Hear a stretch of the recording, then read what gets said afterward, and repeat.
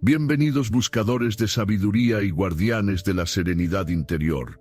Soy Alonso, y hoy te guiaré a través de un relato que aún navega en las brumas del tiempo y en las sagas que susurran entre fiordos y mares lejanos. ¿Te has detenido a pensar cómo un pueblo nacido en tierras heladas, disperso en pequeños clanes de agricultores y pescadores, llegó a convertirse en el azote de Europa? Cómo de aldeas humildes surgieron navegantes capaces de llegar a Bizancio, a Groenlandia e incluso a América, mucho antes que Colón. Si lo que buscas es calma, reflexión y la certeza de que la historia siempre nos guarda lecciones, este viaje es para ti. Hoy nos adentraremos en la vida de los vikingos, un pueblo que saqueó con el hierro, pero también comerciaba con seda y plata, que veneró a dioses guerreros, pero supo transformarse bajo la cruz del cristianismo, que sembró terror en las costas de Europa, pero también fundó reinos, dejó huellas en lenguas y hasta dio origen a linajes reales. Exploraremos sus orígenes en Escandinavia, la fuerza de sus dioses, la expansión de sus drácars, las grandes conquistas en Inglaterra y Francia, sus rutas hacia Oriente y sus viajes más allá del Atlántico, hasta llegar a su ocaso en Stamford Bridge.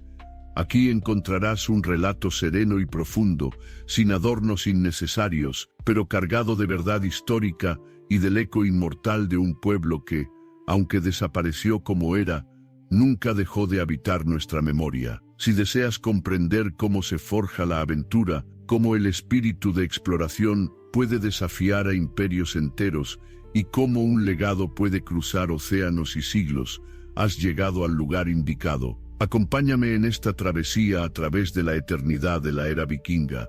Y si este viaje te inspira, suscríbete y deja tu like para seguir explorando juntos más historias del pasado. Capítulo 1. Pir, el origen del pueblo vikingo, antes de que la palabra vikingo resonara en las costas de Europa, con el eco de los cuernos de guerra y el crujir de los drácars. Escandinavia era un mundo silencioso, áspero y remoto, una tierra donde la naturaleza moldeaba al hombre tanto como el hombre intentaba arrancarle sustento a la tierra. Durante la antigüedad, cuando Roma dominaba gran parte de Europa, el lejano norte era visto como un confín misterioso, un lugar habitado por tribus salvajes, apenas descritas por cronistas griegos y romanos.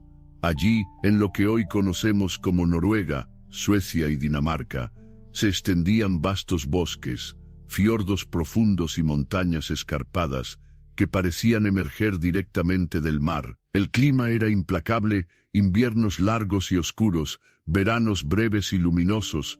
El suelo, en su mayor parte pobre y pedregoso, apenas permitía una agricultura limitada. Sin embargo, los escandinavos aprendieron a adaptarse, cultivaban cereales resistentes como la cebada y el centeno, y criaban ganado, ovejas, cabras y vacas, que les proporcionaban carne, leche y pieles. La vida era dura, y esa dureza templó su carácter. En esas tierras hostiles, cada familia debía trabajar unida para sobrevivir, reforzando una cultura donde la independencia individual y la cooperación comunal coexistían en un frágil equilibrio. El paisaje escandinavo ofrecía tanto obstáculos como oportunidades. Los mares, que a menudo eran barreras en otros lugares, aquí eran caminos naturales. Los ríos y fiordos conectaban comunidades dispersas, permitiendo el comercio y los intercambios culturales. La sociedad previa a la era vikinga estaba organizada en pequeñas aldeas agrícolas, con viviendas de madera y techos de turba o paja, diseñadas para resistir el frío. Cada comunidad se gobernaba de manera local, reuniéndose en los ting, asambleas donde los hombres libres discutían leyes y resolvían disputas. Era un mundo sin grandes imperios ni ciudades monumentales, pero con un sentido profundo de honor, parentesco y tradición. El comercio no era desconocido. Incluso antes de los famosos viajes vikingos, los escandinavos mantenían contactos con pueblos del continente europeo, intercambiando pieles, hierro y ámbar por vino, cerámicas y objetos de lujo. Esta red temprana de intercambios fue la semilla de lo que, siglos después, se convertiría en la vasta red de rutas vikingas. Para comprender el origen de los vikingos, debemos retroceder aún más, a los pueblos germánicos que habitaban Europa del Norte en la antigüedad. Durante las grandes migraciones siglos III BIM, muchas tribus germanas se desplazaron hacia el sur, contribuyendo a la caída del Imperio Romano. Godos, vándalos, francos, sajones, pero algunos grupos permanecieron en el norte, aislados entre bosques y fiordos. De esos pueblos surgieron las tribus que darían forma a los futuros daneses, suecos y noruegos. Hacia los siglos VI y VII comenzaron a consolidarse pequeños reinos, cada uno gobernado por un caudillo local o rey.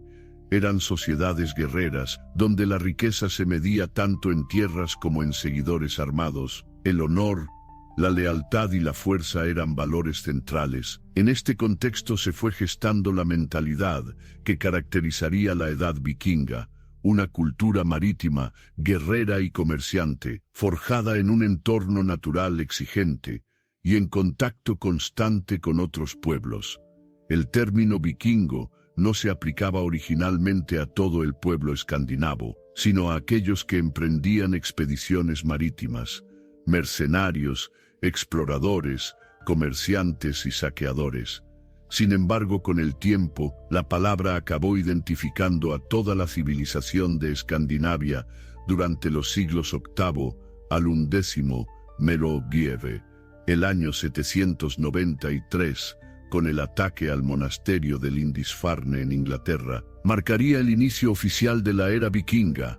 Pero ese momento no fue un nacimiento repentino, fue el resultado de siglos de evolución, adaptación y preparación en un mundo duro, que enseñó a los hombres del norte a ser resilientes, a mirar al horizonte y a conquistar lo que la tierra les negaba. En este primer capítulo hemos visto cómo la geografía extrema, la organización tribal, el comercio temprano y la herencia germánica fueron el crisol donde se forjó la cultura vikinga. Antes de convertirse en los navegantes más temidos y admirados de Europa, fueron campesinos, artesanos y guerreros que aprendieron a sobrevivir en un rincón hostil del mundo hasta que un día decidieron lanzarse al mar y cambiar la historia.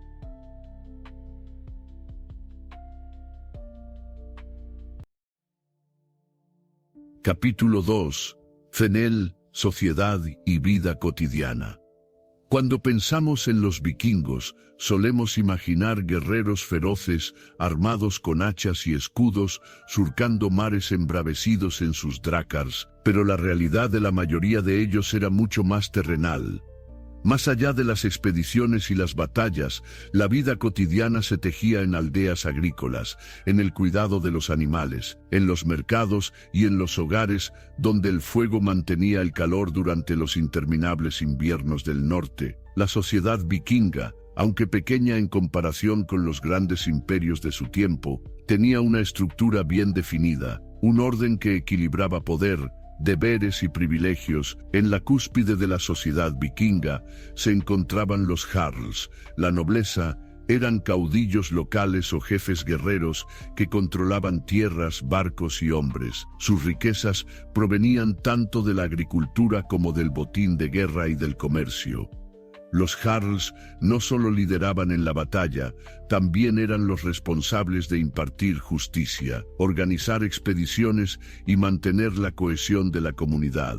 Su autoridad, sin embargo, no era absoluta, dependían de la lealtad de sus seguidores y de su capacidad para repartir botines de forma justa. Por debajo de ellos estaban los carls, hombres libres que constituían la mayor parte de la población. Eran granjeros, pescadores, artesanos y comerciantes. Tenían derecho a poseer tierras, participar en el Þing, la asamblea comunitaria y portar armas. Un carls podía aspirar a ascender socialmente si acumulaba riquezas, se ganaba renombre en combate o lograba tejer alianzas estratégicas. Muchos de los vikingos que participaron en expediciones no eran nobles, sino carls en busca de fortuna y prestigio. En la base de la pirámide social estaban los trolls, esclavos. Su número era considerable, pues la esclavitud era un pilar de la economía escandinava. Los trolls podían ser prisioneros de guerra, deudas impagadas o personas nacidas en condición de servidumbre. Realizaban los trabajos más duros, cultivar campos, construir casas, servir en los hogares o remar en los barcos. Aunque podían ser liberados en ciertas circunstancias, su posición era siempre la más vulnerable. Curiosamente, muchos de los esclavos capturados durante las expediciones provenían de Inglaterra, Irlanda, los territorios eslavos y hasta de la propia Escandinavia. Esta jerarquía, lejos de ser rígida, permitía cierta movilidad. Un Jarls exitoso podía convertirse en un Jarl, y un Thrall liberado podía llegar a ser un hombre libre. El destino de cada uno se forjaba en gran medida con el valor, la astucia y la fortuna. Uno de los aspectos más fascinantes de la sociedad vikinga es el papel que desempeñaban las mujeres. A diferencia de otras culturas medievales europeas, donde la mujer estaba relegada casi por completo al ámbito doméstico, en Escandinavia gozaban de un grado notable de derechos y autonomía. La mujer vikinga podía heredar tierras, administrar bienes y, en ausencia de su esposo, dirigir la granja o incluso gestionar expediciones comerciales. Podía pedir el divorcio si su marido la maltrataba, era infiel o no cumplía con sus deberes conyugales, y recuperar su dote en el proceso. Estos derechos estaban amparados por las leyes del Þing, lo que les daba un reconocimiento social real. En el hogar, eran el corazón de la vida cotidiana, cuidaban de los hijos, mantenían el fuego, preparaban alimentos, tejían y confeccionaban la ropa que protegía a las familias del frío, pero no se limitaban a la esfera doméstica. Algunas mujeres participaban en el comercio, supervisaban la producción artesanal y, según las sagas, hubo guerreras, las famosas Skaldmo, que lucharon en batallas. Aunque su existencia histórica sigue siendo objeto de debate, la arqueología también ha revelado tumbas femeninas con armas y símbolos de poder, lo que indica que algunas mujeres pudieron desempeñar roles políticos o guerreros de mayor relevancia. La mitología, por su parte, reflejaba este valor. Diosas como Freyja, poderosa y vinculada tanto al amor como a la guerra, o las valquirias, que decidían qué guerreros irían al Valhalla, reforzaban la idea de que lo femenino tenía un lugar esencial en el destino de los hombres. Aunque los relatos medievales pintan a los vikingos como saqueadores incansables, la base de su vida era mucho más humilde. La agricultura, la mayoría vivía de lo que podían cultivar en campos difíciles, a menudo poco fértiles. Sembraban cebada, avena y centeno, cultivaban legumbres y recolectaban bayas en los bosques. El ganado era crucial: vacas para leche, ovejas para lana, cerdos para carne. En las costas, la pesca era vital, especialmente el arenque y el bacalao, que podían conservarse secos o salados. La artesanía era otro pilar de la vida diaria. Los vikingos eran excelentes carpinteros y herreros, construían barcos con precisión milimétrica, forjaban armas de hierro, elaboraban joyas de plata y bronce, y producían tejidos de lana que servían tanto para vestir como para comerciar. Cada granja no era solo un hogar, era un pequeño taller de autosuficiencia, donde hombres y mujeres trabajaban en conjunto. El comercio fue, quizás, el motor que impulsó su expansión. Desde tiempos tempranos, los escandinavos comerciaban ámbar, resina fosilizada muy apreciada en Europa y el Mediterráneo, pieles, hierro y esclavos, a cambio de vino, especias, sedas y monedas de plata. Los hallazgos arqueológicos muestran que monedas árabes, bizantinas y francas circulaban por Escandinavia, prueba de que los vikingos estaban conectados con un mundo mucho más amplio de lo que solemos imaginar. En este equilibrio entre la dureza del trabajo agrícola, la destreza artesanal y las oportunidades comerciales, los vikingos construyeron las bases de su sociedad. Una sociedad que, aunque pequeña y fragmentada, tenía todo lo necesario para proyectarse más allá de sus tierras: disciplina, habilidades técnicas, espíritu emprendedor y un profundo deseo de prosperar. La vida cotidiana de los vikingos fue mucho más que batallas y conquistas. Era una vida de trabajo constante, de roles sociales claros, de familias que luchaban por sobrevivir bajo un cielo frío e implacable. Pero precisamente en esa rutina de campos, talleres y hogares se encontraba el verdadero corazón del pueblo vikingo, la organización social, donde cada quien tenía un lugar, desde el jarl poderoso hasta el thrall esclavizado, junto con el protagonismo inesperado de las mujeres y la base económica sustentada en la tierra. La artesanía y el comercio creó una civilización dinámica y resiliente. Cuando los drácars zarparon hacia Inglaterra, Francia o Bizancio, lo hicieron no solo con guerreros ansiosos de botín, sino con campesinos, artesanos y comerciantes que llevaban consigo una forma de vida entera. La sociedad vikinga, en su equilibrio entre guerra y trabajo, entre hombres y mujeres, entre la tierra y el mar, fue la chispa que encendió la expansión de los pueblos del norte. Capítulo 3. Creencias y mitología nórdica. La vida de los pueblos vikingos no se entendía solo en el plano terrenal. Para ellos, cada trueno en el cielo, cada aurora boreal y cada ola embravecida en el mar tenía un significado que iba más allá de lo físico. El mundo visible estaba entrelazado con un mundo invisible, poblado de dioses, gigantes, espíritus y criaturas fantásticas que intervenían en el destino de los hombres. La mitología nórdica no fue una religión codificada como la cristiana o el islam. No tenía un único libro sagrado ni un clero organizado. Era un conjunto de mitos, relatos orales y tradiciones transmitidas de generación en generación. Aún así, ofrecía respuestas a las grandes preguntas. ¿De dónde venimos? ¿Qué fuerzas gobiernan la naturaleza? ¿Qué ocurre después de la muerte? En el corazón de esta cosmovisión estaban los Æsir y los Vanir, dos familias divinas que tras un conflicto ancestral acabaron aliadas. Los Æsir representaban la guerra, la autoridad y el poder, mientras que los Vanir estaban vinculados a la fertilidad, la prosperidad y la naturaleza. Odín, el padre de todos, era el dios supremo, señor de la sabiduría, de la poesía y de la guerra. No era un dios benevolente en el sentido cristiano, sino una figura compleja, ambigua y en ocasiones cruel. Odín sacrificó un ojo para beber del pozo de Mimir y obtener el conocimiento. También se colgó durante 9 noches del árbol Yggdrasil, atravesado por su propia lanza, para descubrir las runas. Era el patrono de los reyes, de los poetas y de los muertos en combate, a quienes recibía en el Valhalla.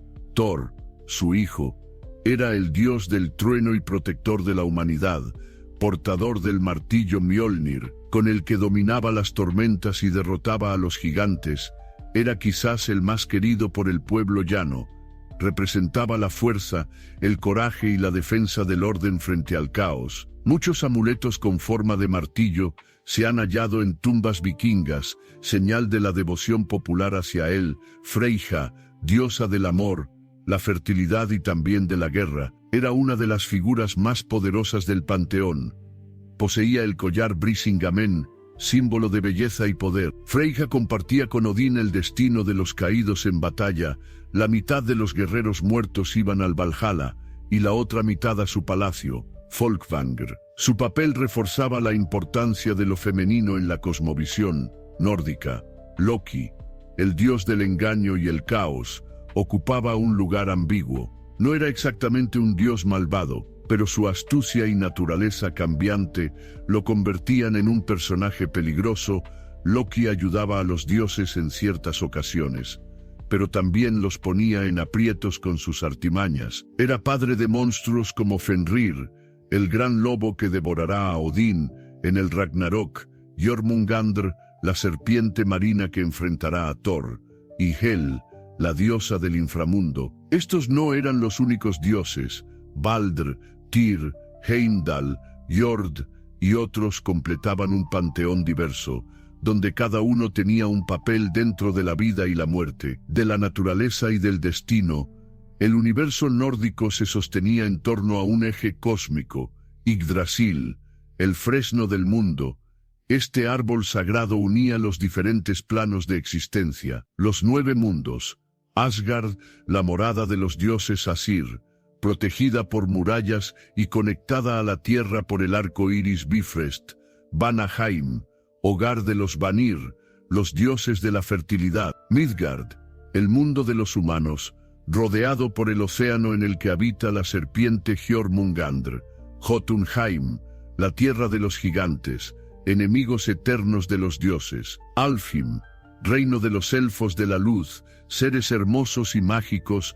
Svartalfheim Nidavellir, morada de los enanos, maestros herreros y constructores de armas divinas. Niflheim, el mundo del hielo y la niebla, un reino primigenio. Muspelheim, el reino del fuego, hogar de los gigantes ígneos liderados por Surt. Helheim, el reino de los muertos que no caían en combate, gobernado por Hel, hija de Loki. Las raíces y ramas de Yggdrasil unían estos mundos. En ellas habitaban criaturas simbólicas, el dragón Nidehevr, que roía sus raíces, las nornas que tejían el destino, y un águila sabia en su copa. Esta visión reflejaba un cosmos dinámico, en constante tensión entre orden y caos.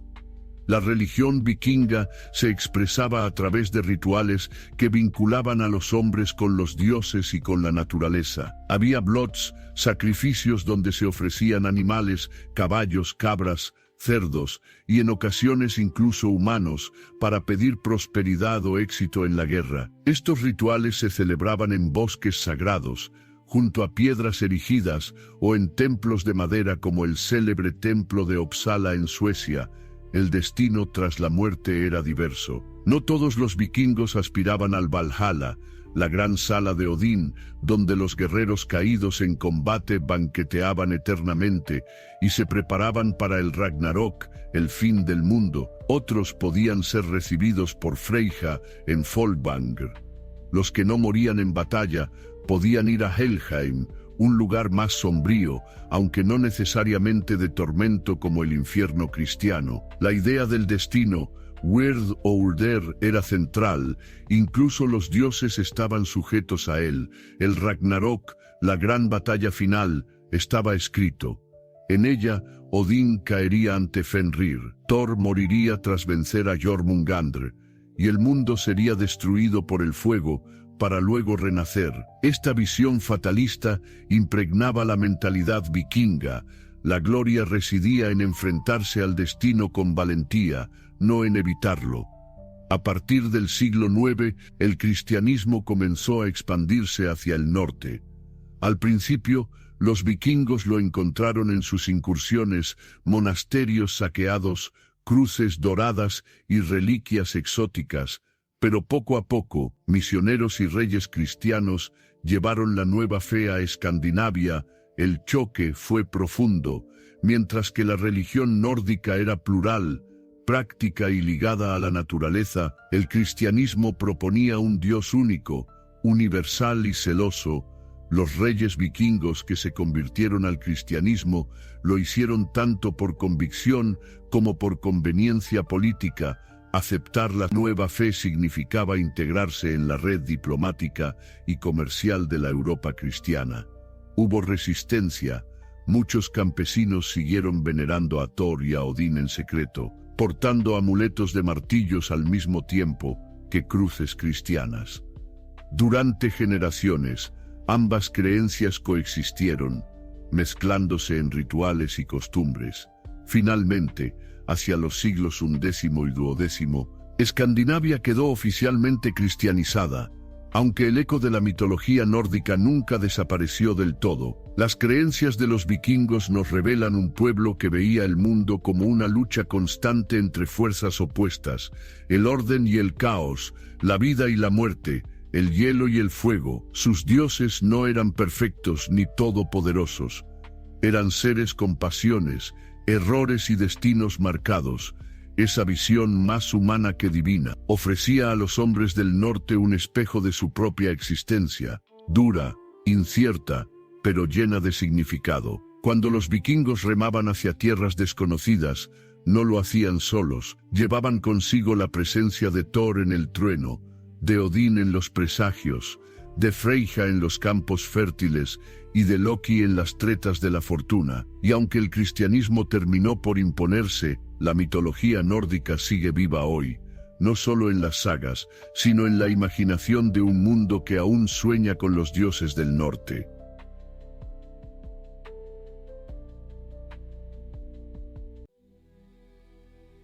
Capítulo 4. Seen, los barcos y la expansión. Para los vikingos, el mar no representaba un obstáculo, sino una vía de comunicación y un medio para proyectar su poder e identidad. Mientras para muchas culturas medievales, las aguas eran un límite natural que aislaba territorios. Para los pueblos escandinavos constituían el gran escenario de su vida. El mar unía más de lo que separaba, conectaba fiordos y aldeas, enlazaba islas con continentes y abría las puertas a tierras desconocidas y llenas de promesas. Esta visión explica por qué su historia no puede comprenderse sin entender sus barcos, auténticas extensiones de su espíritu aventurero. La topografía de Escandinavia, con costas dentadas, fiordos profundos y miles de islas, fomentó desde temprano la necesidad de moverse con facilidad por agua. Los bosques proveían madera abundante, y la tradición marinera fue perfeccionándose durante siglos hasta alcanzar, en la llamada Edad Vikinga, 793-1066, una tecnología naval que asombró al resto de Europa. El término Drakkar, derivado de Dreki dragón en nórdico antiguo, designa a los famosos barcos de guerra vikingos. Eran largos, estrechos y flexibles, diseñados para la velocidad y la maniobrabilidad. Su característica más icónica era la proa tallada con figuras de dragones, serpientes o bestias fantásticas, que no solo tenían un fin estético o intimidatorio, sino también simbólico y ritual: proteger a la tripulación y sembrar terror en los enemigos al divisar sus siluetas en el horizonte. Los Drakkars podían medir entre 20 y 30 metros de largo, con una capacidad aproximada de 40 a 60 hombres. Estaban impulsados por remos en las bandas, pero también por una vela cuadrada de lana, generalmente teñida de rojo o rayas de colores, que permitía aprovechar el viento en travesías más largas. Su gran innovación era el calado poco profundo, lo que les permitía navegar tanto en mar abierto como remontar ríos. Gracias a esta cualidad, los vikingos pudieron internarse por el Sena hasta París, surcar el Támesis hasta Londres o penetrar profundamente en Rusia a través del Volga y el Dnieper. Un mismo barco servía para atacar desde el océano o desembarcar sorpresivamente en aldeas ribereñas. El Drakkar, además, era simétrico en sus extremos. Proa y popa podían intercambiarse, lo que permitía cambiar rápidamente de dirección sin necesidad de girar en espacios estrechos. Esta característica fue vital para escapar tras un saqueo o moverse en aguas complejas. Junto a los Drakkars existía otro tipo de embarcación igualmente fundamental: el nar, el barco mercante, más ancho y robusto, con mayor capacidad de carga. El nar estaba pensado para transportar mercancías, ganado, colonos e incluso animales domésticos en largas travesías. Aunque más lento que el Drakkar, su estabilidad y volumen lo convertían en el verdadero protagonista de la expansión colonizadora. Gracias a los nars, los vikingos pudieron llevar familias enteras, herramientas y provisiones hacia lugares tan lejanos como Islandia, Groenlandia y Vinland, la actual Norteamérica. Estas naves podían cargar hasta 20 toneladas de bienes, desde pieles y hierro hasta trigo, miel o esclavos capturados en incursiones. La superioridad de los barcos vikingos se debía a un conjunto de innovaciones: construcción clínker a tingladillo, Las tablas del casco se solapaban unas sobre otras, aseguradas con clavos de hierro y remaches de bronce. Este método daba flexibilidad al barco, que podía resistir las olas sin partirse. Timón lateral. En lugar de un timón de popa, usaban un remo de gobierno en el lado derecho, estribor, lo que dio origen a palabras modernas como starboard, ligereza y portabilidad. Al ser relativamente livianos, los barcos podían transportarse por tierra sobre rodillos de madera en tramos cortos, evitando rápidos o cruzando entre ríos. Esto abrió rutas interiores que parecían imposibles para otras culturas. Velas de lana tratada, fabricadas con fibras engrosadas y a menudo impermeabilizadas con grasa animal, las velas ofrecían resistencia y potencia, permitiendo viajes de miles de kilómetros. La combinación del drácar y el nar fue decisiva para el carácter dual de los vikingos, guerreros y comerciantes, saqueadores y colonizadores. Donde llegaban, unas veces imponían su fuerza, otras intercambiaban productos o se asentaban para fundar colonias. Así, entre los siglos IX y XI, non derrupamas, non derrupar, y más allá, en el oeste, alcanzaron Irlanda, Inglaterra, Escocia y las costas de Francia y la península ibérica. En el norte, exploraron Islandia, Groenlandia y llegaron hasta América del Norte, siglos antes de Colón. En el este, surcaron los ríos rusos y abrieron rutas hacia Bizancio y el califato abasí, llevando pieles, miel y esclavos, y trayendo sedas, especias y monedas de plata. Más que simples vehículos, los barcos eran parte de la identidad vikinga. No solo servían para navegar, sino también para rituales funerarios. Los entierros en barco, ya sea con naves reales o con representaciones en piedra, simbolizaban el último viaje hacia el más allá. El difunto, rodeado de armas, ofrendas y a veces incluso sacrificios humanos, emprendía su travesía eterna en la embarcación que había marcado su vida. De esta manera, el barco se convirtió en metáfora de existencia y destino. Para el vikingo, vivir era navegar, lanzarse hacia lo desconocido, confiando en el ingenio humano y en la voluntad de los dioses. Con este capítulo, puedes ver cómo la tecnología naval vikinga no solo era un logro técnico, sino también la herramienta que les permitió conquistar mares, fundar reinos y dejar una huella imborrable en la historia. Capítulo 5, Primeras incursiones S, octavo, noveno. El año 793 d.C.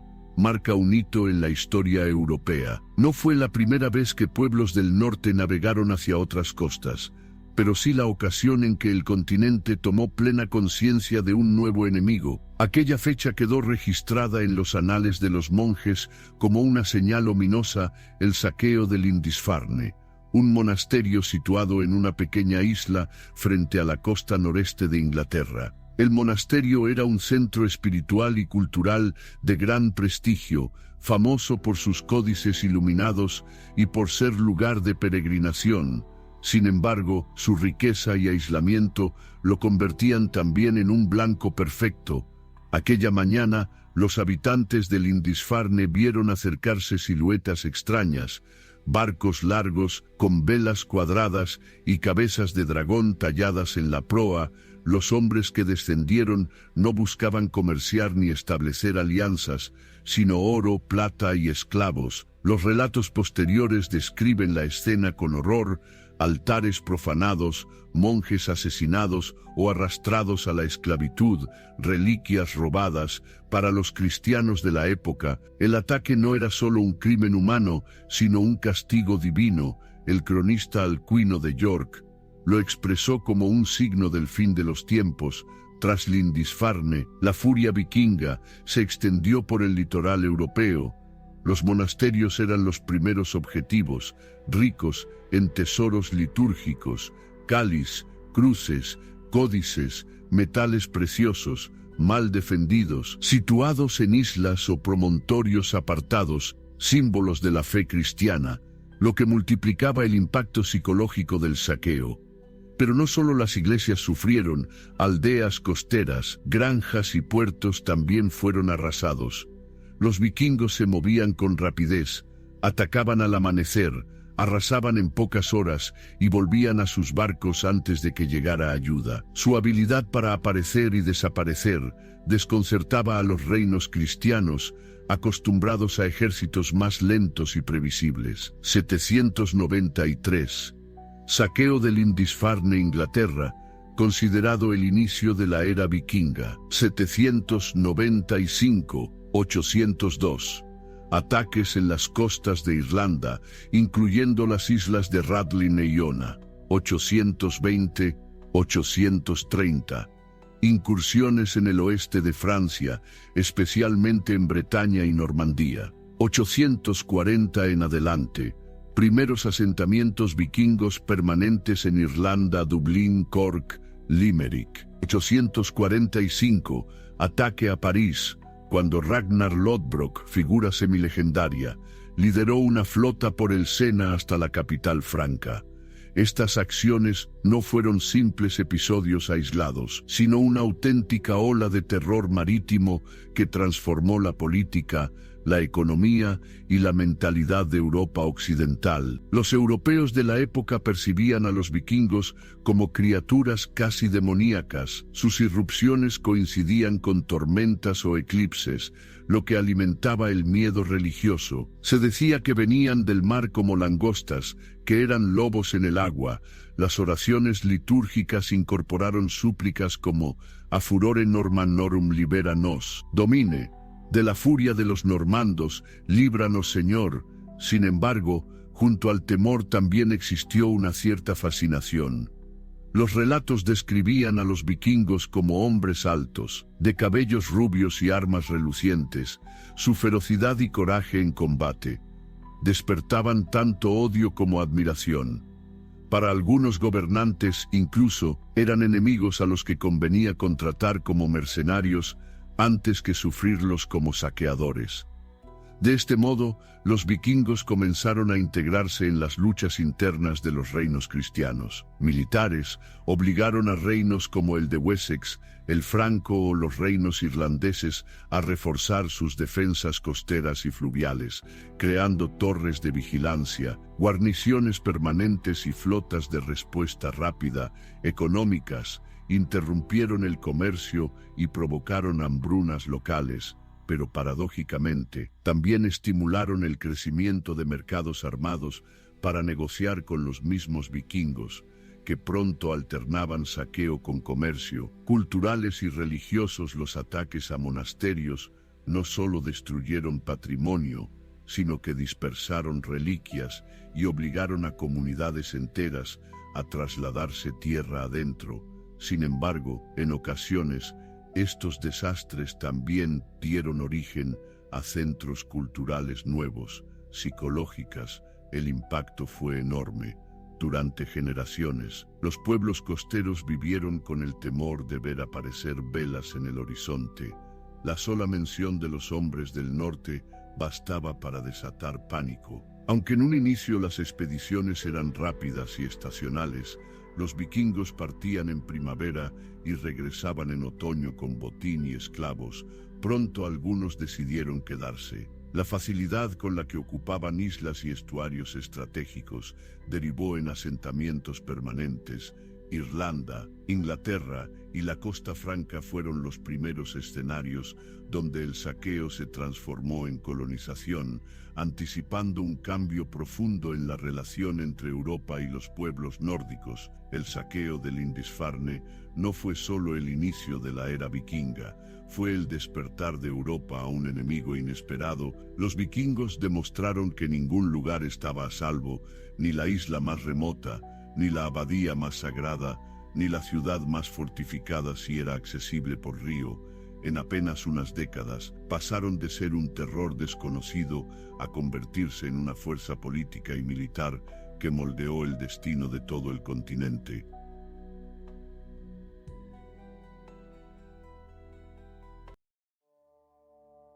Capítulo 6. Drendobin. Rutas de expansión. Los vikingos no fueron únicamente saqueadores, sino también exploradores, comerciantes y colonos. Su habilidad naval y su audacia los llevó a surcar mares, ríos y océanos, expandiendo su huella desde el corazón de Escandinavia hasta los confines del mundo conocido, y más allá, a través de sus rutas, tejieron una red que unió culturas tan dispares como las tribus celtas, el Imperio bizantino, los califatos musulmanes y los pueblos indígenas de América del Norte. Las costas occidentales de Europa fueron las primeras en sentir el impacto de la expansión vikinga. Tras los saqueos iniciales del siglo VIII, las incursiones se convirtieron en campañas cada vez más organizadas. Inglaterra, dividida en varios reinos anglosajones, Northumbria, Mercia, Wessex, Kent, la isla fue escenario de constantes ataques. A partir del siglo IX, los vikingos no solo saquearon, sino que comenzaron a asentarse. Surgió así el Danelau, un territorio en el norte y este de Inglaterra bajo control danés, con leyes propias y ciudades fortificadas como York, Jorvik, que se convirtió en un vibrante centro comercial. Irlanda, la isla, fragmentada en reinos rivales, ofreció un terreno fértil para los nórdicos. Fundaron enclaves que pronto evolucionaron en ciudades. Dublín, Cork, Limerick y Waterford nacieron como bases vikingas, y más tarde se consolidaron como urbes fundamentales en la historia irlandesa. Francia y el Imperio carolingio, a lo largo del río Sena, flotas vikingas avanzaron hasta París. En el año 845, según las crónicas, Ragnar Lodbrok sitió la ciudad y obligó a los francos a pagar un enorme tributo. Los ataques continuaron durante décadas, hasta que en 911 el rey franco Carlos el Simple entregó tierras en Normandía a Rollo, un caudillo vikingo, a cambio de paz. Así nació el Ducado de Normandía, cuyo legado culminaría con la conquista normanda de Inglaterra en 1066, mientras algunos navegaban hacia el Atlántico. Otros vikingos, sobre todo suecos, se dirigieron hacia el este. Estos eran conocidos como varegos, y sus travesías transformaron las tierras eslavas, rutas fluviales. Los varegos remontaban ríos como el de Dnieper y el Volga, cruzando portajes donde arrastraban sus barcos por tierra. De este modo conectaron el Báltico con el Mar Negro y el Caspio. Fundación de reinos, según la crónica de Néstor. En el siglo IX, los varegos, liderados por Rurik, se establecieron en Novgorod y luego en Kiev, dando origen a la Rus de Kiev, un estado que sería el germen de la futura Rusia y Ucrania. Hacia Bizancio. Desde Kiev, las flotas varegas descendían por el Dnieper hasta el Mar Negro, donde amenazaban Constantinopla. A veces saqueaban, pero con frecuencia establecieron tratados de comercio. El Imperio bizantino llegó incluso a reclutar a estos guerreros en su famosa Guardia Varega, la guardia personal de los emperadores. Comercio con el Oriente. Los varegos intercambiaban pieles, ámbar y esclavos por plata, seda y especias. En excavaciones en Suecia se han encontrado miles de monedas árabes dirhams, prueba de esta conexión. Aunque menos conocidos, los vikingos también pusieron sus ojos en el sur Mediterráneo. En el siglo IX, flotas nórdicas atravesaron el estrecho de Gibraltar y saquearon ciudades costeras en el sur de Francia, Italia y la península ibérica, Sicilia e Italia. Llegaron a atacar Pisa y hasta la región de Calabria. En Sicilia incluso compitieron con sarracenos y bizantinos por el control de enclaves estratégicos. Al-Ándalus. En 844, una gran flota vikinga atacó Sevilla, entonces bajo dominio musulmán. Aunque inicialmente lograron tomar la ciudad, pronto fueron repelidos por el emir Abderramán II, que organizó defensas costeras permanentes para impedir nuevas incursiones. Aún así, algunos vikingos se asentaron en la región, integrándose con el tiempo en las redes comerciales del mundo islámico. Quizá la expansión más asombrosa de los vikingos fue la que los llevó a las tierras inexploradas del Atlántico Norte, Islandia, colonizada a partir del año 874, cuando Ingólfur Arnarson fundó el asentamiento de Reykjavik. Allí, los vikingos llevaron no solo familias y ganado, sino también instituciones políticas. En el año 930, establecieron el Althing, uno de los parlamentos más antiguos del mundo. Groenlandia. Hacia 985, Erik el Rojo lideró expediciones que colonizaron la Tierra Verde. Allí fundaron granjas y comunidades que subsistieron durante siglos, aunque el clima adverso y el aislamiento acabaron por debilitar las colonias. Vinland, América del Norte. Leif Erikson, hijo de Erik el Rojo, exploró alrededor del año 1000 tierras aún más al oeste. Según las sagas islandesas, hallaron una región fértil con vides silvestres, a la que llamaron Vinland. Excavaciones modernas en Lance aux Meadows, en Terranova, Canadá, han confirmado la presencia vikinga en América 5 siglos antes de Cristóbal Colón. Las rutas de expansión vikinga transformaron el mapa medieval, convirtieron el mar en una autopista de intercambio, llevaron terror, pero también comercio y mestizaje cultural. Dieron origen a reinos nuevos, Normandía, Rus de Kiev. Ampliaron el horizonte geográfico europeo hasta límites insospechados. Los vikingos no fueron solo invasores, fueron los grandes conectores de la Edad Media, uniendo el Atlántico, el Báltico, el Mediterráneo y las rutas hacia Asia. Allí donde llegaron, dejaron huellas visibles, nombres de lugares, linajes, palabras, costumbres y sobre todo, la memoria de una época en la que los hombres del norte parecían no conocer fronteras. Este capítulo marca un punto culminante. Los vikingos ya no eran simples saqueadores ocasionales, sino actores globales en el escenario medieval. Capítulo 7. Los vikingos en Inglaterra. Tras décadas de incursiones rápidas y estacionales, a mediados del siglo IX, los vikingos cambiaron de estrategia en Inglaterra. En lugar de atacar, saquear y regresar a Escandinavia, comenzaron a organizar ejércitos permanentes formados por contingentes daneses y noruegos que planeaban quedarse. Estos grupos pasaron a la historia como los grandes ejércitos paganos, Great Heathen Army, una coalición de caudillos que desembarcó en 865 y marcó un antes y un después en la historia anglosajona. Las crónicas anglosajonas narran que este ejército estaba dirigido por legendarios hijos de Ragnar Lodbrok, Ivar el Deshuesado, Ubba y Halvan Ragnarsson. Aunque la línea entre mito y realidad se difumina, el ejército no era una fuerza improvisada. A diferencia de los saqueadores de décadas anteriores, estaba compuesto por miles de guerreros. Acompañados de familias, mujeres y esclavos, llegaron con la clara intención de asentarse en la isla, conquistar territorios y fundar reinos. El primer gran golpe del gran ejército pagano fue la toma de York en 866, capital del reino de Northumbria. York, o Jorvik, como la rebautizaron los nórdicos, se convirtió en un centro político y económico bajo dominio vikingo. Allí instalaron un rey vasallo y transformaron la ciudad en un emporio comercial que atrajo a artesanos, mercaderes y colonos escandinavos. Tras el éxito en Northumbria, los vikingos extendieron su dominio hacia el este de Inglaterra. En pocos años, 3 de los 4 grandes reinos anglosajones, Northumbria, East Anglia y gran parte de Mercia, cayeron bajo control danés.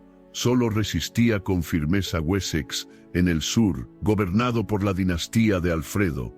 De esta conquista surgió el Danelau, literalmente la ley de los daneses. Era un vasto territorio en el centro y este de Inglaterra, donde se aplicaban costumbres y leyes nórdicas en lugar de anglosajonas.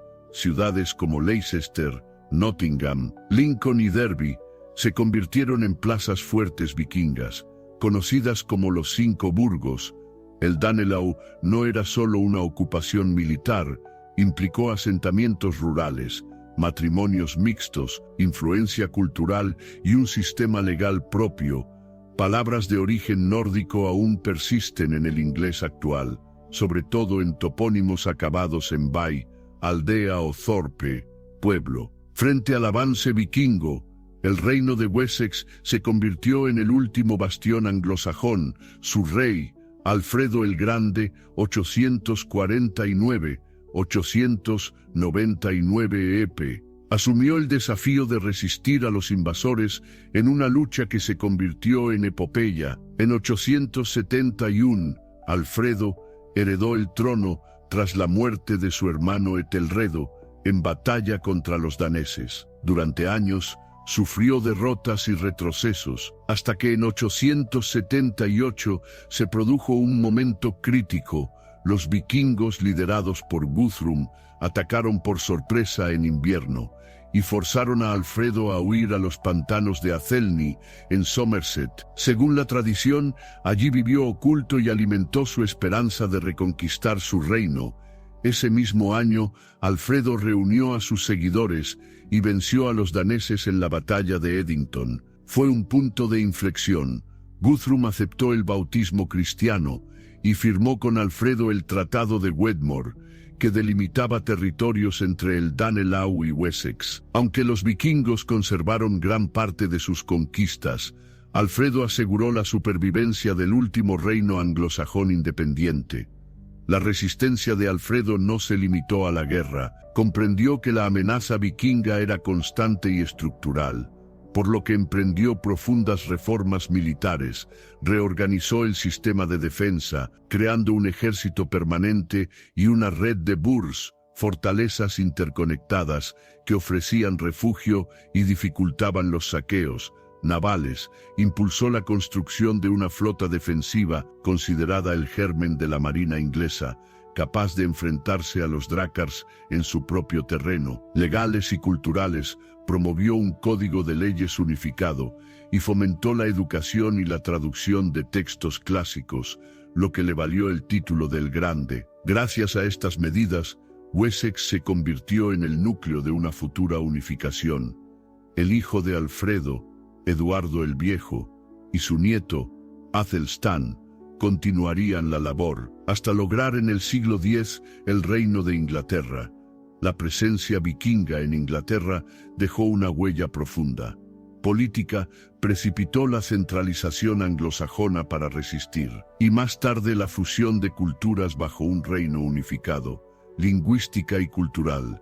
El inglés absorbió centenares de palabras nórdicas, especialmente términos cotidianos como sky egg, window, low, husband, económica, Jorvik y el Danelaw se convirtieron en polos comerciales que conectaban Inglaterra con el mundo escandinavo y continental. Psicológica, el recuerdo de los hombres del norte se grabó en la memoria colectiva como una mezcla de terror y respeto. Los grandes ejércitos vikingos transformaron Inglaterra para siempre.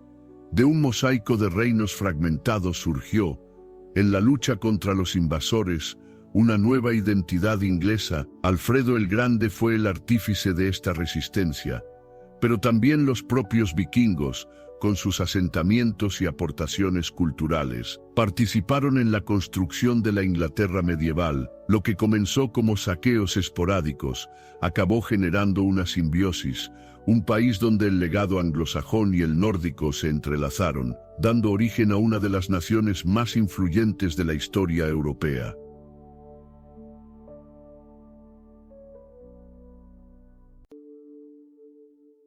Capítulo 8. Nando. Los vikingos y Francia. Mientras los vikingos golpeaban con fuerza las islas británicas, también pusieron sus ojos en la Europa continental, Francia, o mejor dicho, el Imperio Carolingio fundado por Carlomagno. Era una tierra rica, atravesada por grandes ríos navegables y con monasterios y ciudades prósperas. El Sena, el Loira y el Garona ofrecían rutas perfectas para que los drácars penetraran profundamente en el corazón del reino franco. La descomposición política del imperio tras la muerte de Carlomagno en 814 favoreció a los invasores. Sus nietos dividieron los territorios, generando guerras internas y debilitando la capacidad defensiva. Los vikingos supieron aprovechar ese vacío de poder. El objetivo más codiciado fue París, situada en una isla del Sena, un enclave estratégico y rico. Primer ataque, 845 c. Una flota de 120 barcos, según las crónicas, liderada por Ragnar Lodbrok, figura legendaria, llegó hasta París. La ciudad no estaba preparada para resistir, y el rey Carlos el Calvo, nieto de Carlomagno, prefirió pagar un enorme tributo, unos 7,000,000. Fue un duro golpe al prestigio real. El pueblo vio que los paganos del norte podían doblegar a los sucesores de Carlomagno. Ataques posteriores, 860, 870, los vikingos continuaron sus incursiones, saqueando Rouen, Nantes, Tours y Burdeos. París volvió a ser hostigada en varias ocasiones. A veces los francos optaban por comprar la paz mediante pagos, conocidos como danegeld, lo que alentaba a los vikingos a regresar con más fuerza. Gran asedio de 885, 886, quizás el episodio más famoso, una flota de 700 barcos vikingos, según los cronistas, atacó París. La ciudad estaba defendida por el conde Eudes, futuro rey de los francos, y por el obispo Goslin. Durante meses, resistieron heroicamente tras sus murallas de madera y piedra, rechazando escaladas y quemando torres de asedio enemigas. Finalmente, el emperador Carlos el Gordo negoció de nuevo un pago y permitió que los vikingos remontaran el Sena hacia Borgoña, pero el prestigio del poder carolingio quedó en entredicho. El asedio de París se convirtió en símbolo, demostró que los vikingos no eran simples piratas, sino una fuerza capaz de desafiar a uno de los mayores imperios de Europa. Tras décadas de saqueos, algunos caudillos vikingos decidieron asentarse de manera definitiva en tierras francas. El más célebre fue Rolfer, un jefe de origen noruego o danés. En 911, después de continuas incursiones en el norte de Francia, el rey Carlos el Simple optó por un acuerdo pragmático. Mediante el Tratado de Saint-Clair-sur-Epte, concedió a Rollo y a sus hombres tierras en la Baja Normandía, a cambio de que abandonaran sus incursiones contra el reino franco, se convirtieran al cristianismo, proporcionaran protección frente a futuros ataques vikingos. Así nació el Ducado de Normandía, cuyo nombre deriva de Northmani, los hombres del norte. Rollo fue su primer duque, y aunque nunca aprendió francés correctamente, se convirtió al cristianismo y estableció una dinastía poderosa. La política fue un éxito. En lugar de combatir interminablemente a los invasores, se les integró dentro del sistema feudal. Los normandos adoptaron la lengua, las costumbres y la religión de los francos, pero conservaron su espíritu guerrero y su talento naval. Con el tiempo, los normandos se transformaron en uno de los pueblos más dinámicos de la Europa medieval. Aunque ya hablaban francés y practicaban el cristianismo, mantenían rasgos de su herencia vikinga. Su organización militar, basada en jefes guerreros leales al duque, su espíritu expansionista y aventurero, su habilidad naval, que seguía siendo esencial en su identidad. Desde Normandía, extendieron su influencia en múltiples direcciones. Inglaterra, en 1066, Guillermo el Conquistador, duque de Normandía y descendiente de Rollo, invadió Inglaterra y venció en la batalla de Hastings. Así, un linaje vikingo gobernó el reino anglosajón, transformando radicalmente su historia. Sur de Italia y Sicilia, grupos normandos se aventuraron hacia el Mediterráneo, conquistando territorios en el sur de Italia, expulsando a los musulmanes de Sicilia y fundando un poderoso reino que perduró siglos. Cruzadas.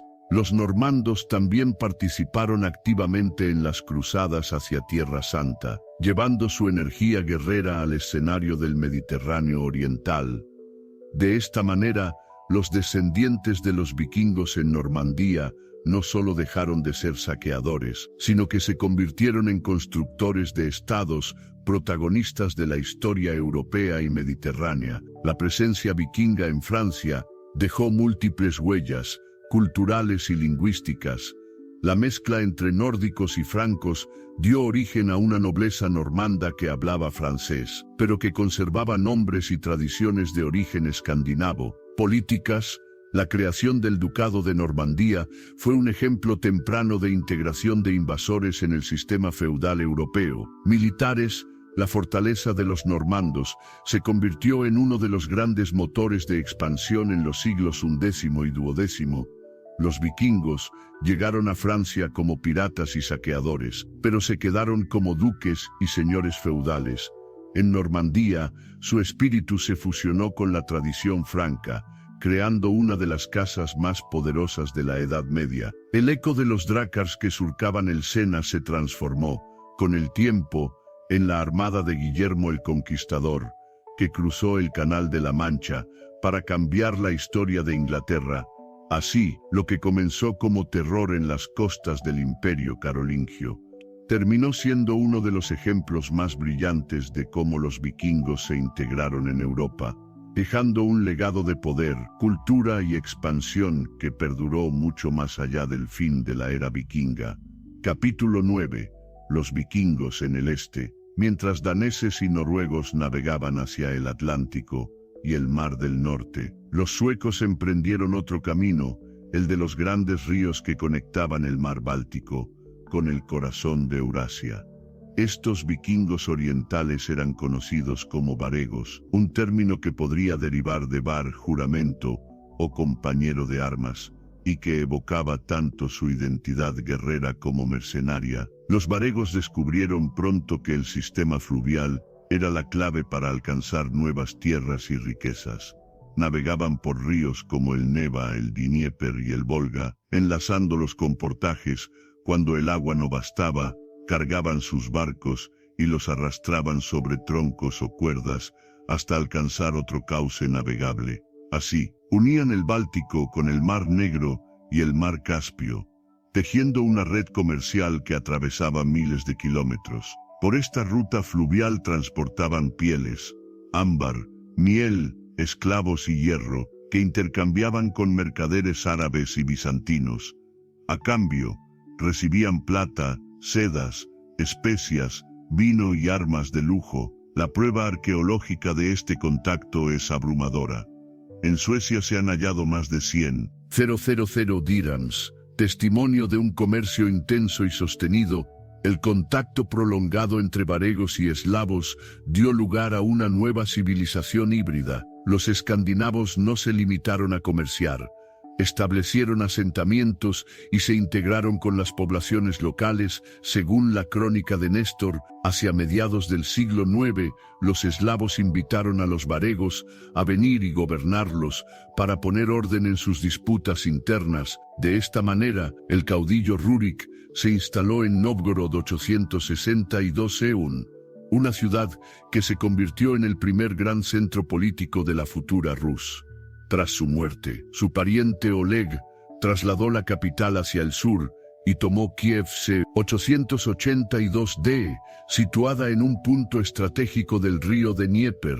Así nació la Rus de Kiev, un estado que combinaba tradiciones eslavas y nórdicas, y que con el tiempo se transformaría en uno de los reinos más influyentes de la Europa medieval.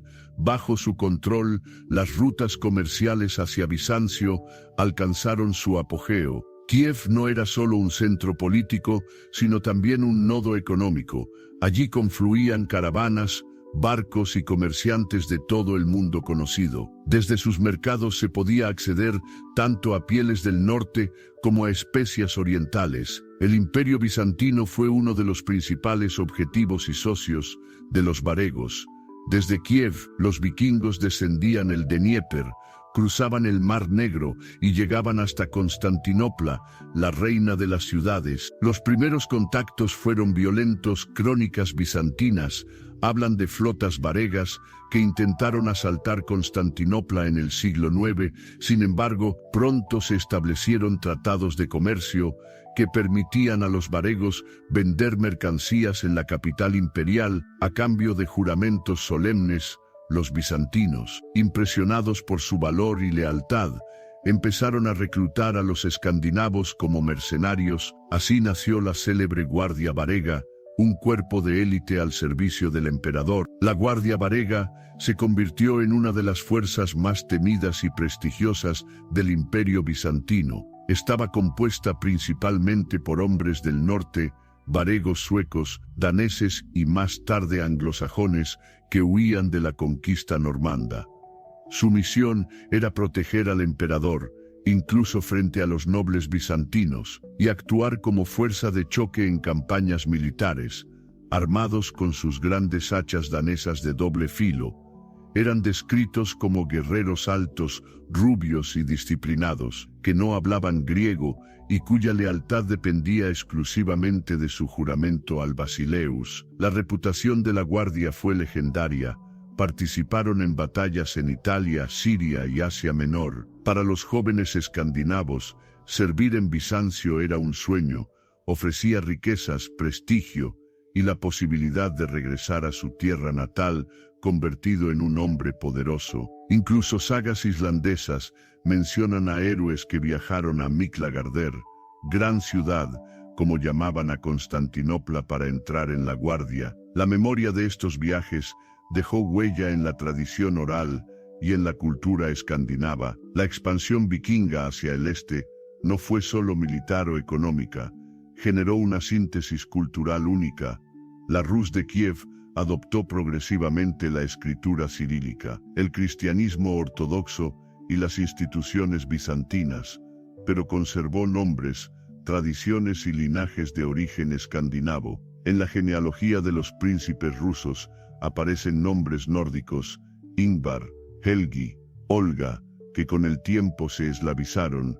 Así, los descendientes de los vikingos se convirtieron en gobernantes plenamente integrados, pero con un origen extranjero que nunca se borró del todo. La historia de los vikingos en el este es la historia de un viaje doble, de saqueadores a comerciantes, y de extranjeros a fundadores de un estado. Desde Novgorod y Kiev, los varegos tendieron un puente entre Escandinavia, Bizancio y el mundo islámico, y su legado está en la raíz de la civilización rusa y ucraniana. Al mismo tiempo, la Guardia Varega simbolizó la fascinación mutua entre nórdicos y bizantinos. Los guerreros del norte, que un día asolaron monasterios en Inglaterra, terminaron custodiando al emperador más poderoso de su tiempo. Así, en el este, los vikingos demostraron de nuevo su capacidad de adaptación. Lo que empezó como una aventura de comerciantes, aventureros se transformó en una de las herencias más duraderas de la Edad Media europea.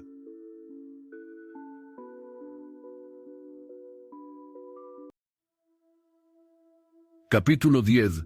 IAGM. Exploradores del Atlántico. La expansión vikinga no se detuvo en las costas de Inglaterra, Francia o Rusia. Hubo un grupo de navegantes aún más osados que se lanzó hacia lo desconocido, el Atlántico Norte. Allí, entre mares tempestuosos y climas extremos, exploraron, colonizaron y fundaron comunidades en lugares donde pocos europeos habían puesto pie antes. Lo que para otros pueblos era un océano infranqueable, para los vikingos fue un camino. Con sus barcos de calado bajo y velas resistentes, no temieron adentrarse en aguas donde las tormentas eran constantes y los vientos impredecibles. La tradición oral, el deseo de tierras fértiles y la presión demográfica en Escandinavia impulsaron estas migraciones. Hacia mediados del siglo IX, los vikingos comenzaron a llegar a Islandia, una tierra volcánica, inhóspita y deshabitada. El primer colono permanente, según la Landnámabók, Libro de los asentamientos, fue Ingólfur Arnarson, quien en el año 874 fundó un establecimiento en lo que hoy es Reykjavik. Islandia ofrecía pastos para el ganado y abundante pesca, pero también presentaba grandes desafíos, inviernos largos, erupciones volcánicas y aislamiento. Aún así, en menos de un siglo miles de colonos, principalmente noruegos y sus familias, se habían asentado allí, acompañados de esclavos celtas y ganado. Lo más sorprendente fue que en Islandia los vikingos no solo sobrevivieron, sino que crearon una sociedad organizada. En el año 930 fundaron el Alþingi, Althing, uno de los parlamentos más antiguos del mundo. Allí, los jefes de clanes Goar se reunían anualmente para resolver disputas, promulgar leyes y tomar decisiones colectivas. Islandia se convirtió también en un centro cultural. En sus granjas se recopilaron y transmitieron las sagas, epopeyas que siglos después nos revelarían la memoria de los vikingos y sus exploraciones. Entre los colonos islandeses destacó un personaje de carácter feroz y destino legendario, Eric el Rojo, Eiríkur Rauði, exiliado de Islandia por un crimen de sangre. Eric zarpó hacia el oeste y descubrió una tierra cubierta de hielo y fiordos. Groenlandia, para atraer colonos, la bautizó con un nombre atractivo, Tierra Verde. A pesar del engaño, fundó allí dos asentamientos principales en torno al año 985, conocidos como el asentamiento del Este y el asentamiento del Oeste. Sorprendentemente, cientos de familias lo siguieron. En Groenlandia, los colonos criaban ganado, cazaban focas, osos polares y morsas, cuyos colmillos de marfil se exportaban a Europa, y comerciaban con pieles y productos árticos. Aunque vivían en condiciones extremas, durante siglos las comunidades groenlandesas prosperaron, manteniendo incluso obispos, iglesias y contactos con Europa. No obstante, el aislamiento y el deterioro climático, la llamada Pequeña Edad de Hielo a partir del siglo XIV, acabarían llevando a su desaparición. Pero en el siglo X, Groenlandia fue símbolo de la audacia vikinga. El espíritu explorador de Eric el Rojo pasó a su hijo, Leif Erikson, quien heredó la inquietud de ir aún más lejos. Alrededor del año 1000 Béror, Leif zarpó hacia el oeste y llegó a nuevas tierras, descritas en las sagas de los groenlandeses y la saga de Eric el Rojo. Según estas fuentes, Leif exploró varias regiones.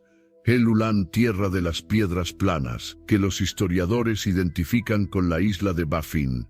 Markland, tierra de los bosques, probablemente Labrador. Vinland, tierra del vino, una región más fértil, con pastos y vides silvestres, que la arqueología moderna asocia con Terranova, Canadá. En Vinland, los vikingos establecieron un campamento que, según las sagas, servía como base para explorar y recolectar madera. Este asentamiento fue confirmado en el siglo XX con el hallazgo de restos nórdicos en Lance Ausmedos en Terranova, declarado Patrimonio de la Humanidad por la UNESCO. El contacto con los pueblos indígenas, a quienes los nórdicos llamaban Skralingar, fue complejo. Hubo intercambios, pero también enfrentamientos violentos que dificultaron la permanencia. Finalmente, los asentamientos en América fueron abandonados tras pocos años o décadas. Aún así, el hecho es extraordinario. Los vikingos fueron los primeros europeos en llegar a América, 500 años antes de Cristóbal Colón. Aunque su impacto fue limitado y no tuvo continuidad, su hazaña muestra la increíble capacidad de exploración de un pueblo que no conocía el miedo al océano. Las expediciones hacia Islandia, Groenlandia y Vinland ampliaron los horizontes de la Europa medieval como nunca antes. Geográficos demostraron que era posible cruzar el Atlántico Norte con los medios de la época. Políticos y sociales crearon comunidades estables en tierras aisladas, organizadas en torno a asambleas y costumbres nórdicas. Culturales.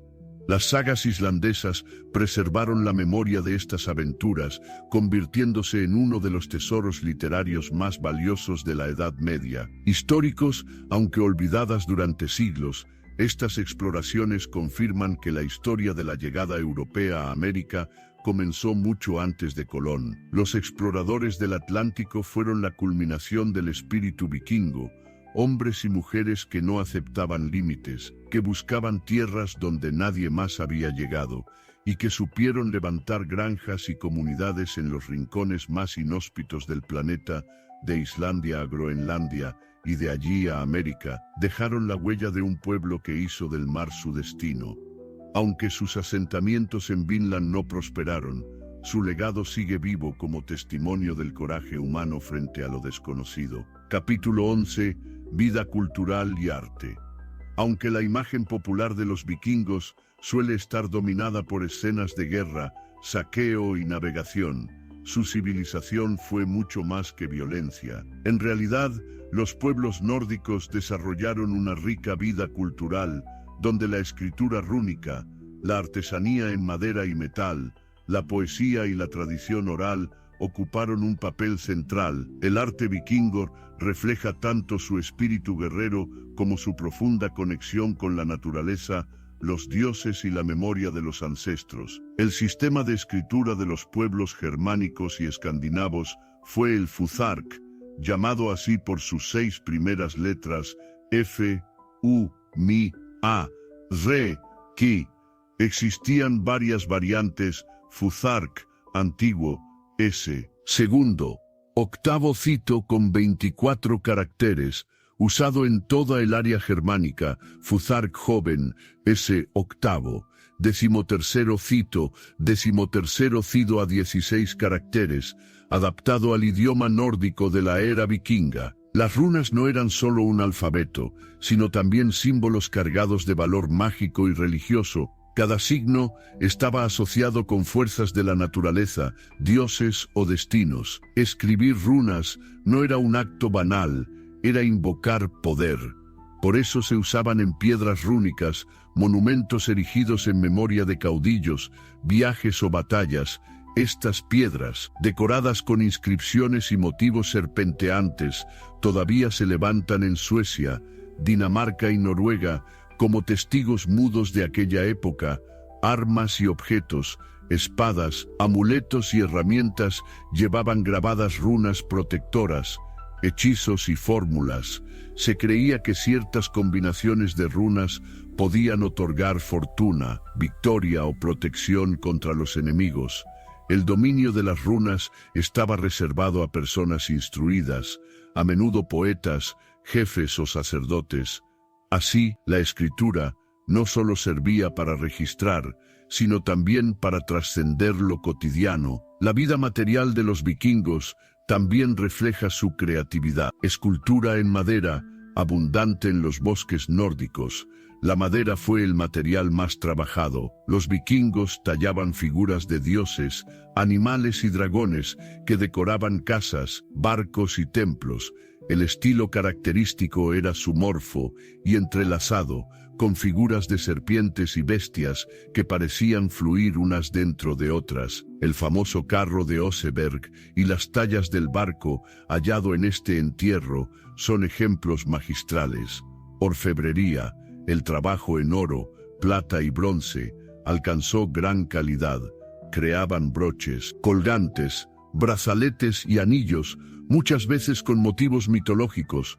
Los hallazgos de tesoros enterrados, como el de Gokstad o el de Cuerdal, muestran la riqueza acumulada gracias a botines, tributos y comercio.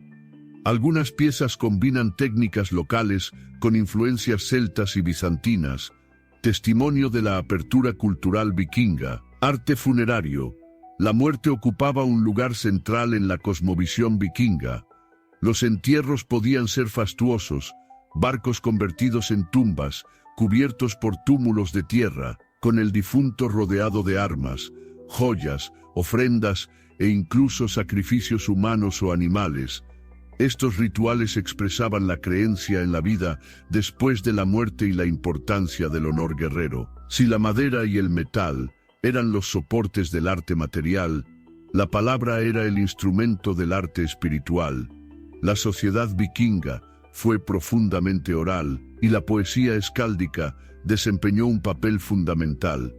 Los escaldos eran poetas y cronistas de los reyes y jarls. Su tarea era preservar la memoria de batallas, genealogías y gestas, componiendo versos complejos y solemnes. La métrica de los poemas escáldicos era intrincada, con uso de aliteraciones, keningar metáforas poéticas, como llamar al mar camino de las ballenas, o a la espada luz de la batalla, y estructuras difíciles que requerían gran destreza. La poesía no era entretenimiento, era un arma política y cultural. Un buen poema podía inmortalizar a un rey, reforzar alianzas o legitimar un poder.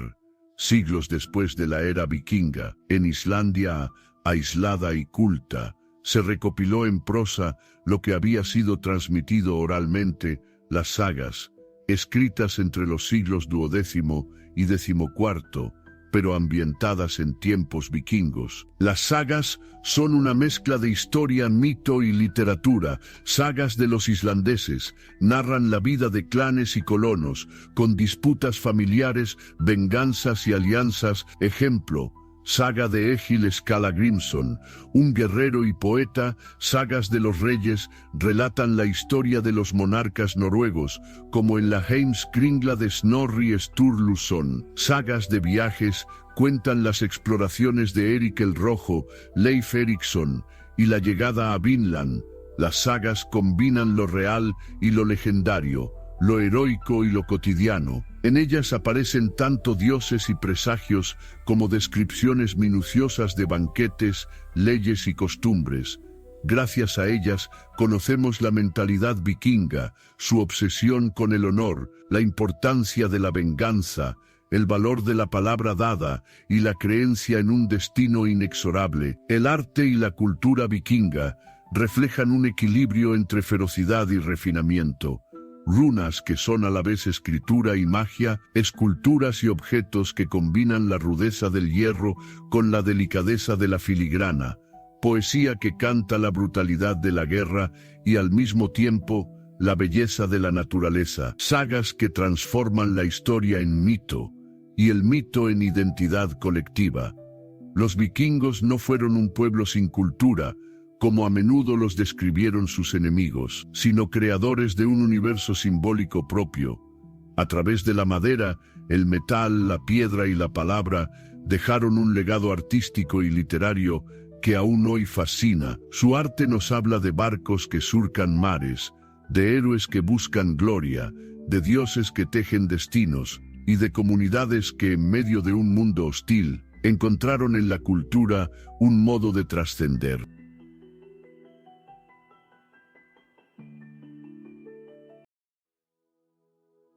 Capítulo 13. Mal, legado vikingo.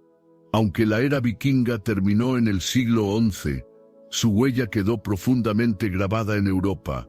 Uno de los campos más evidentes es el lenguaje. En Inglaterra, el contacto entre anglosajones y vikingos dejó una marca permanente en el inglés. Palabras cotidianas como sky, cielo, egg, huevo, window, ventana o nif, cuchillo, provienen directamente del nórdico antiguo. Incluso estructuras gramaticales del inglés moderno, como el uso de they para el pronombre de tercera persona plural, tienen origen escandinavo. En Escocia, Irlanda y la isla de Man, los topónimos revelan la presencia vikinga. Nombres de pueblos, fiordos y colinas mantienen raíces nórdicas. En Normandía, muchos lugares todavía conservan rastros de aquel asentamiento. Beck, arroyo; flour, río; o toft, granja. Estudios modernos de ADN han confirmado lo que las sagas sugerían. Los vikingos no solo saquearon, sino que se asentaron y se mezclaron con las poblaciones locales. En Inglaterra, Escocia e Irlanda, un porcentaje significativo de la población actual. lleva genes heredados de escandinavos. Incluso en Islandia, donde se formó una sociedad mixta de colonos nórdicos y mujeres de origen celta, la genética refleja esa fusión de pueblos. Los apellidos también perpetúan la memoria. Aunque en Escandinavia el sistema patronímico son hijo de dóttir, hija de fue común hasta tiempos recientes.